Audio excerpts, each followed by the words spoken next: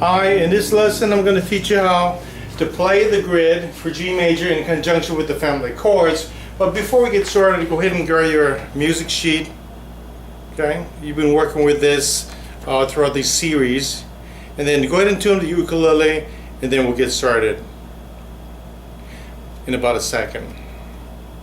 Okay, so you got your music sheet, and hopefully it's just full of notes that you took throughout this series for the key of G major and E minor. But to keep it short, I'll just say G major, but please know that I'm talking about both keys, okay? So in G major, we're going to utilize, and I'm going to show you how to use the grid in conjunction or relationship with the family of chords that's located right there at the bottom of your paper, and hopefully you got a lot of notes, okay? So first of all, if you're playing in the key of G major, all of these notes are going to work. Whatever notes you play are going to work. If you're playing in the key of E minor, all of these notes are going to work. Okay, I'm going to be utilizing some of the techniques that I taught you in the, I believe it was the G major extended scale and how to play it. I'll be taking some of the techniques from that tutorial, throwing it into here, as well as showing you some more techniques on how to play it, the grid for G major. So let's get started. I'm going to start by using the first position, C to C. First position, C to C, C, D, E, F, sharp, G, A, B, C. And I'm going to be using 1-4-5, which is basically the G, C, and D7, 1-4-5-7. The pattern I'll be using is the first position, but I'll be mixing it up a little bit. But basically, it's all the notes I'm playing is just off of that first position. Okay, and then so I'll do basic strum. The family chords is the 1, and then the 4. And then we're going to the 5-7 and come back to the 1 after I do a little lick. And all that was that first position going from C to C. I'll do it again.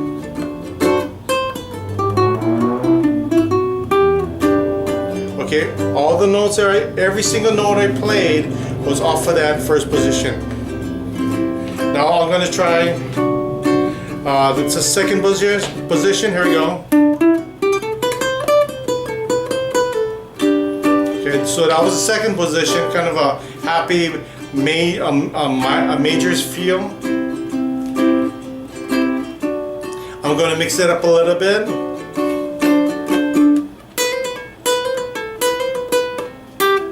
And that lick was taught before in the previous tutorial. Now let's throw in some slidings of the notes. Okay, and all that was going from C to D. Okay, based off of that second position. And the other lick I did was hammer on.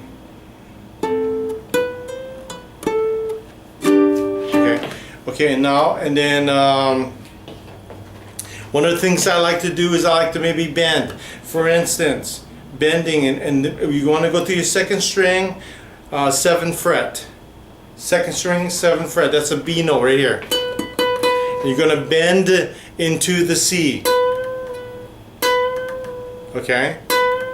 Another bend that I like to do in this particular key is from the F sharp to a G on your 9th fret. Bending an F sharp into a G and coming back down. Okay, so for instance, let's say if I'm playing with a minorish feel, E minor, A minor, and 5-7, B7. Okay, so my minor 1, E minor, minor 4, A minor, and then the 5-7, B7. Okay. And maybe I'll throw a different rhythm on it. Minor 1, E minor, minor 4, 5-7, B7, back to the minor 1. And then I'm going to slide to the E on the 7. Bend from the B, F sharp to G, back. So all I did was just slide into a E, and then bend up and down from F sharp to G, back down. Okay.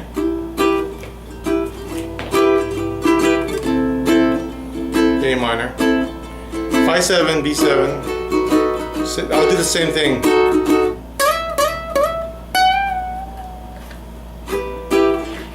So that's all I did for that. Another one will be maybe a hammer on from the 5th fret, 2nd string A, hammer on to a B, and then I'm going to bend a B into a C and back down. Okay, hammer on from an A, 5th fret to a 7, bend from the B note into a C. Okay, same minorish feel. E1 minor, E minor, 4 minor, A minor, 5/7, B7. Here's that hammer on A to B. Bend the B into a C. Okay, that's all I did. 5/7, B, B7, same thing.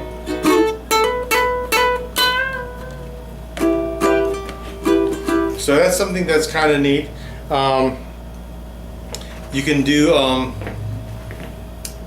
let's say we do a variation of the chord, family chord. So we'll go G, and I'll just kind of call it out. Just follow along on the family chords located at the bottom of your sheet of music. Maybe take some notes as I call it out to you. Okay, 1 major G, 1 chord.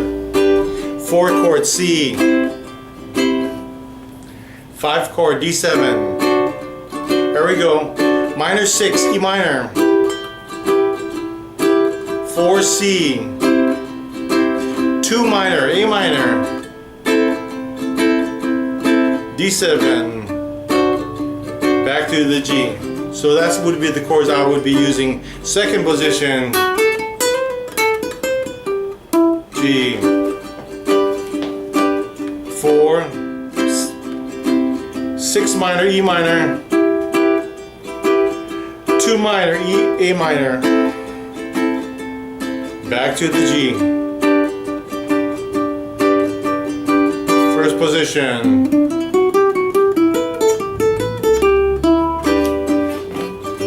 all the notes I played were right in that 1st position scale pattern, just mixing it up.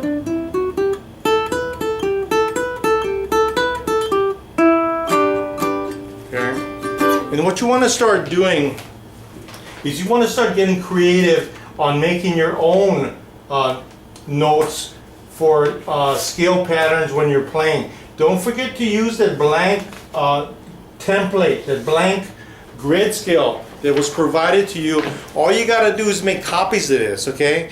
As many copies as you want, and then write in your own scale patterns or your own, your own melodic lead lines that you want to play. Okay, so keep that in mind, that you can make as many of these as you want, create them whatever you want to call them, and make up your names from that you want to, that you're creating your melody lines. Okay, so the biggest takeaway from this lesson is that you understand that in the key of G major, all of these notes will work. Okay, how you play them is up to you.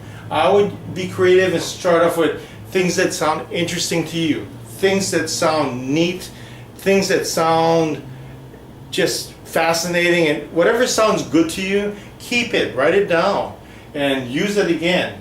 Okay? Now, also, the family of chords that we talked about at the bottom, all these chords at the bottom here, go with the grid, go with the notes on the fretboard in the key of G major and E minor, depending on what you want to use. So experiment with the family of chords and what maybe pick a couple chords that go together and start making up like a basic simple progression. For instance, like a G, 1 chord, to a 6 minor, to a 4, 2 minor, A minor, back to a G. Okay, right there, you got a basic progression. You can play that, then you got that rhythm going along in your mind. It's part of the family chord, so you know it's going to work with whatever you want to play in that G major grid.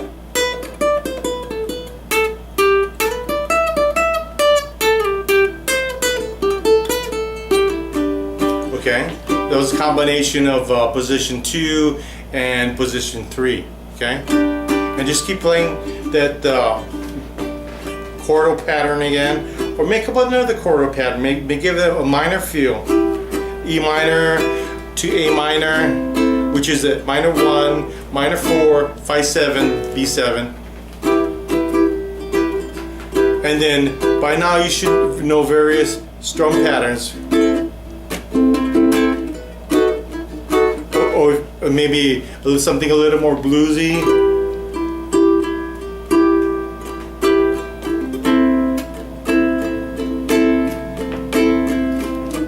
And then play the notes in the grid.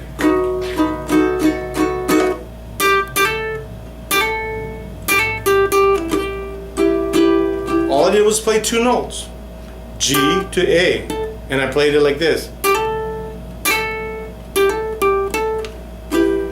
That's all I did. And you get kind of a bluesy sound. I got a bluesy rhythm going.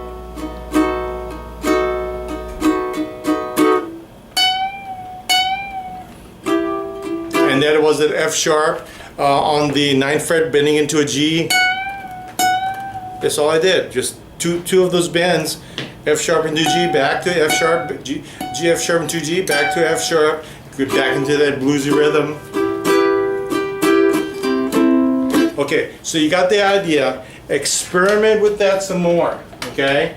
Now, hopefully it's all coming together and you're able to understand the utilization of the family of chords, okay? The family of chords that works with the grid of the key that we're talking about. So what we've been talking about in this series is the key of G major and E minor. Okay, now, I know that's a lot of information. You're probably going to need to listen to this several times to get a grasp, and definitely, if you want to, take notes, because the more notes you take, the faster and more that you're going to learn. Okay, that being said, back it up, try it again, listen to it, pick up some of my techniques. More important, picking up my techniques, you try to be creative. Think of some ways you want to play it and create it, and kind of start forming your own style of playing. Everybody has their own style of playing. Okay, with that being said, once you get comfortable and you're ready to move on to the next lesson, we shall see you then.